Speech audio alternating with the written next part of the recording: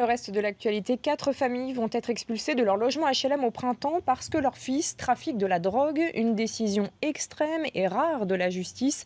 Le bailleur avait engagé cette procédure pour cause de troubles répétés dans la résidence. Laura Zéphirin, Joanne Portal et Timothée Leblanc.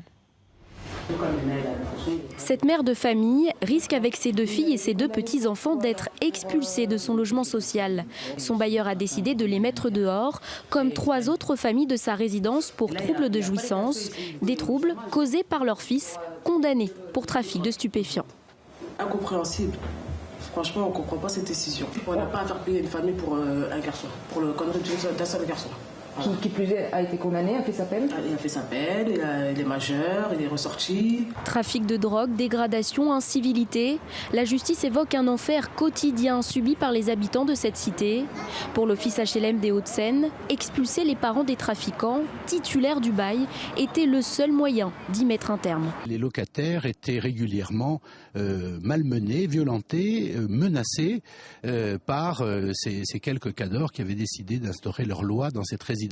Et donc cette situation ne pouvait évidemment pas durer. Des pétitions ont circulé dans la résidence pour empêcher l'expulsion de ces familles, effective dès la fin de la trêve hivernale le 15 mars prochain. Expulsion qui ne prévoit pas leur relogement. On ne sait pas quoi faire, on ne sait pas comment réagir, on ne sait pas où on va aller. On n'a aucun autre endroit. Nous, on vit ici depuis qu'on est né. Franchement, ça va être difficile. Se retrouver éparpillé dans des foyers ou des trucs comme ça, c'est pas la logique. Et encore, est-ce qu'on va voir ça ? Le ministre délégué à la ville, François Lamy, a annoncé qu'il allait œuvrer pour trouver un dispositif accompagnant ces familles en difficulté.